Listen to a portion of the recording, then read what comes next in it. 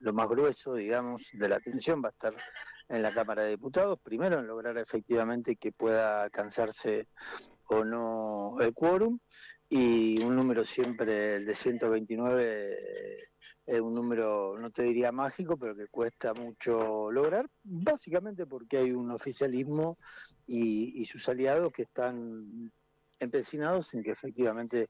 el gobierno no funcione, el Congreso no funciona. Digo esto porque eh, a Unión por la Patria no le da el número para que efectivamente ese número se active automáticamente, tiene que haber de manera insistente en una negociación que podría definirse como permanente, y del lado del oficialismo queda marcado que no hay ningún tipo de interés, te diría en nada del marco legal que pueda venir del Congreso, habiendo ya logrado en su momento una ley de bases el año pasado, que le llevó casi 8 meses de tratamiento y de negociación, y un decreto un decreto DNU 70 que también le sirvió al gobierno en la primera etapa para llevar adelante su gestión con facultades que se vencieron hace alrededor de un mes. Dicho esto, el paquete, digo, de medidas, de leyes que se tratan ahí en la Cámara de Diputados es muy importante, es numeroso el tratamiento. Quedó para mejor momento la cuestión de rechazar los vetos del presidente Milei que se conocieron el día lunes. Recordemos que los vetos, las cámaras no están obligadas en cuanto a tiempos y a plazos Ujú. para efectivamente tratarlos, con la estrategia de Unión por la Patria de ir negociando desde otros sectores y ver en qué medida los tiempos políticos se van acelerando de una u otra manera. Esos tiempos políticos que marcan también que, recordemos, se inicia un proceso electoral, que estamos a horas del cierre no de las listas, sino de las alianzas, esto es, cómo se van a ir estructurando los distintos frentes. Tal vez el que más cuestión rutilante tiene a nivel nacional viene de la mano de lo que pueda pasar allí en Buenos Aires, en la ciudad autónoma de Buenos Aires, con el dato no menor de una lista conformada de tal manera, con la anuencia, recordemos, de Mauricio Macri, de dejar al PRO en el quinto o sexto lugar y de ceder, no digo definitivamente, porque en la política argentina nada es definitivo, pero sí dejar para mejor ocasión una, una visualización o una potencia política que indudablemente PRO ha perdido, y que no deja de ser una cuestión paradójica, que es luego de más de 20 años de gestión, estando al frente de la gestión de la Ciudad Autónoma de Buenos Aires, el PRO termina sin tener en la cabeza de listas, va a terminar sin tener candidato propio allí en esa entente. Recordemos que los nombres de los candidatos todavía no están, Ujú. pero sí el armado definido. Si nos venimos a estos pagos, la novedad de las últimas horas aquí en Santa Fe es que algunos sectores del peronismo han abierto, a partir de un convite, algún tipo de negociación con el propio Maximiliano Puyaro, a partir de la cercanía que se habría dado en esto del grito federal entre el esquema de Mariano Sarriora, el gobernador de la provincia de Córdoba, entre otros, Ignacio Torres, el gobernador de Chubut, y el gobernador Maximiliano Puyaro. Hay algunos dirigentes del peronismo santafesino que se encuentran, por decirlo de alguna manera, seducidos por el modelo de lo que pueda representar el grito federal, y tratan de tallar ahí, a riesgo, a partir de las diferencias que pueda haber con el resto de los sectores de la conducción política del peronismo, y este sector abreva básicamente en algunos eh, presidentes comunales que la potencia comunicacional del gobierno provincial tratará de mostrar como la totalidad de los presidentes comunales, cosa que no es así, pero que efectivamente pueda llegar a suceder. De los protagonistas más importantes, para tenerlo en cuenta, digamos, como referencia, quien más visibilidad tiene en este esquema es el actual intendente de Funes, Rolly Santa Cruz, que aparece decidido a, a mojar allí, a poner los platos, poner los pies en el barro de lo que supone un acuerdo en el espacio de el gobernador Puyar. Y ahí entra la gran pregunta, ¿el Frente Unido sigue unido? Porque por ahora la cuestión socialista ya empieza a mostrar algunas diferencias en el ámbito de la convención reformadora y mirando hacia el cierre de alianzas, veremos mañana qué sucede, por ejemplo, con el Partido Socialista. ¿Es o no es parte de este grito federal? Bueno, a ver, en lo previo uno debería suponer que sí, lo que pasa que hay que ver cómo queda conformado, más allá de, o sea, grito federal me parece que es más una, da la sensación a esta hora,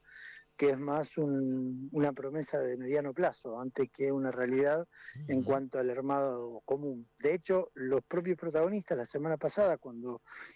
se le preguntó justamente si se venía un armado al interior de cada una de las provincias para las candidaturas a diputados y senadores en las provincias que se vote eh, entre estos sectores que tienen algunos puntos de encuentro, elegantemente salieron a decir que eso todavía no está resuelto, que es probable que cada sector en la provincia vaya por su lado, pero definieron dos situaciones que creo que hay que tener en cuenta. La primera es que van a trabajar los propios diputados que se hagan electos de ese sector a lo largo y ancho del país, más los que continúen en el cargo de manera común a partir de diciembre de 2025 en la Cámara que corresponde y que sean elegidos. Y el otro factor que anunció Ignacio Torres es que seguramente Grito Federal va a tener un candidato a presidente como espacio. Dicho esto, todo el mundo giró la cabeza al cordobés Schiaretti como referencia de un armado que efectivamente le interesa y mucho. Recordemos que Schiaretti además tiene una vinculación directa en términos políticos y personales con Mauricio Macri, con lo cual allí hay también todo un recorrido para prestar atención. En ese contexto, además, si le agregamos la reforma constitucional que vos bien nombrabas, donde el socialismo además también presentó su propio proyecto, y en esta definición de las candidaturas, donde ayer sale a la luz supuestamente la posibilidad de la candidatura de la propia vicegobernadora, Gisela Escaglia, uno referente del PRO, a, como candidata a diputado para dejar en definitiva la, la vicegobernación, aparecen efectivamente las dudas porque nadie sabe a ciencia cierta cuál sería el lugar de efectivamente algunos eh, dirigentes con nombre propio del socialismo y en definitiva en primera instancia cuál sería el lugar del socialismo en Ujú. un ente que ha funcionado, te diría, y muy bien en términos provinciales, bajo la tutela, la conducción política del propio gobernador, que ha sabido nuclear al PRO, al socialismo y a los radicales, y de esa manera la cosa ha funcionado. Bueno, ahora discutimos otra cosa, ¿no? Porque recordemos que Gisela Scalia es una referente del PRO, y estamos hablando del juego nacional, no estamos hablando Ujú. de la lógica de la administración de una provincia, que también tiene sus bemoles, porque recordemos que eh, amarillos y socialistas en algunos puntos no tienen efectivamente nada que ver, más allá de esta cosa que siempre se cuestiona, de que esta permanencia acomode lugar en ocupar algunos lugares del Estado sin tener efectivamente tantos puntos en común. Bueno, la capacidad de Puyaro, la conducción política de Puyaro resolvió eso de alguna manera y vemos que la convivencia ha sido lo suficientemente ordenada como para llegar a este punto. Ahora, distinto es cuando tenés que hablar a nivel nacional. ¿Por qué? Porque lo que se discute a nivel nacional muchas veces los ha encontrado en veredas opuestas. ¿Qué tiene que ver aquellos dirigentes del PRO, por ejemplo, que han votado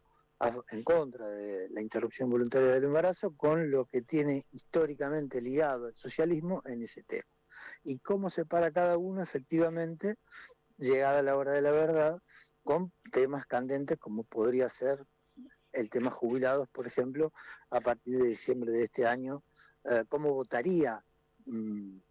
ejemplo, pongamos la situación de que Mónica Sainz tuviera que revalidar títulos, ¿cuál sería ese escenario? Bueno, ahí me parece que cómo respondería o no de distinto o de igual a un candidato como Maximiliano, a un referente como Maximiliano Puyaro, que ha tenido una alianza muy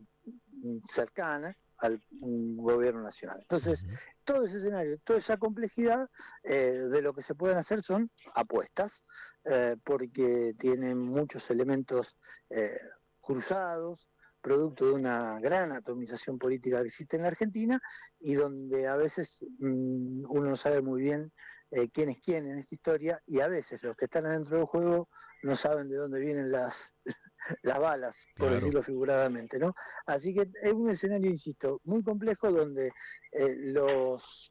tres frentes, si se quiere, más importantes de la provincia tienen sus propias complejidades, con un agregado que no hay que dejar de tener en cuenta y que hay que anotar ahí a un costadito como una adenda, con la situación de la propia María Granata, que aparentemente quiere empezar a tallar a nivel nacional y se proyectaría, y esto lo digo en potencial, como candidata a diputada nacional, y eso indudablemente haría algo de ruido en el espacio, no de ruido, sino podría complicar al espacio libertario porque tienen competencias electorales comunes y me parece que ahí hay todo un tema también para Claro. tener muy en cuenta. Qué paradoja, ¿no? Repasaste la cuestión del socialismo y al socialismo lo relegan Sí, a veremos qué lugar o si tienen que armar lista propia. Y el socialismo fue gobierno hasta hace muy poco, 12 años de la provincia de Santa Fe, y trabajó mucho para que Maximiliano Puyaro llegue a la gobernación. Y marcaste lo del PRO en Buenos Aires, siendo gobierno, también lo relegan al sexto lugar, prácticamente diluido. El PRO, digo, qué paradoja es la de unos y otros, como el PRO sí. acá en Santa Fe le van a dar, o prácticamente le quieren dar, un primer lugar muy diluido a nivel nacional, y sin embargo Santa Fe va a tener un primer lugar, y un socialismo que tuvo una etapa muy gloriosa, protagonista, hoy prácticamente no es parte de la discusión. A ver, primero un dato, 6 años que gobernó el socialismo. Recordemos que de la mano de Omar Perotti llega para suceder a Miguel Lipsi. Sí, sí. Hablamos del año 2019. Creo que, hablando de figuras preponderantes, Miguel Lipsi, la desaparición física de Miguel Lipsi ha sido un condicionante muy severo para el devenir del socialismo como partido político. Digo esto porque otro hubiera sido el escenario político con esto es contrafáctico, ¿no? Pero nadie puede arriesgarse a animar a ciencia cierta que Maximiliano Puyaro hubiera sido gobernador, candidato a gobernador de nuestra provincia si Miguel Lipsi hubiera estado vivo, porque probablemente Miguel Lipsi hubiera intentado ir por un segundo mandato. Eso era, de alguna manera, voz populi en el ambiente. Y me parece que lo que sucede en los procesos políticos de los partidos políticos a lo largo de la historia, no siempre encontrás los liderazgos o no siempre la consecución de la prevalencia del espacio como tal consigue liderazgos así como así. Eso no es algo que por más potencia comunicacional, por más potencia que tengas, si no hay un electorado que te acompaña, es difícil de presuponer. Mónica Soin ha quedado aún relegada, aún habiendo sido intendente de Rosario, más allá de las ponderaciones o no de la gestión, ya hace también 6 años, a un lugar de una diputación que tiene los problemas muchas veces de los cargos nacionales legislativos es que en el día a día tienen poca visibilidad, que no tienen nada que ver con la visibilidad que se tiene con un cargo ejecutivo. Y el socialismo ha encontrado en el espacio unido la posibilidad de seguir sobreviviendo en términos políticos, pero fíjate que tampoco a nivel local, a nivel de lo que es Rosario, luego de tantos años de gestión, tiene una prevalencia porque Hapkin, si bien integró alguna etapa del gobierno de Mónica Fein, no, no tiene, no digo que no tiene nada que ver, pero tiene otro origen y otro desarrollo. Ahí creo que la clave está en eso, ¿no? El hecho de la prematura muerte física de Miguel Lipsi ha hecho que el socialismo perdiera esa potencia que siempre necesitas para llegar a determinados lugares por la estructura y por el tipo de partido que ha conformado el socialismo. El peronismo también ha tenido enormes problemas, pero tiene otra forma, otra estructura, otra manera, que también, llegado el final del gobierno, un gobierno de Omar Perotti que fue realmente opaco, eh, con muchos problemas, con enorme incapacidad para generar o para llevar adelante cierto tipo de liderazgo que contuviera a todo el mundo, los errores de la gestión, bueno, hicieron que al día después cada uno, o en el caso de Perotti es muy claro eso, que se dedicaran a cuidar la quintita, ¿no? Esto es una diputación, y ahora aparece el tema en escena porque aparece la discusión de las listas y dónde está cada uno, ¿no? Seguramente vamos a tener muchas novedades en las próximas horas, uno va a estar en su salsa en cuanto a los dimes y diretes, independientemente de que efectivamente nuestros oyentes o el electorado en general esté en otra cosa, pero bueno, iremos tratando de prestar atención a ver qué pasa a nivel local y también a nivel nacional con este cierre de lista que seguramente va a dar que hablar en las próximas horas. Miguel, muchísimas gracias por estos minutos. Julián, te mando un abrazo, hasta mañana. Muy, pero muy buenos días. Pasaba el análisis político de Fundamentar de la mano del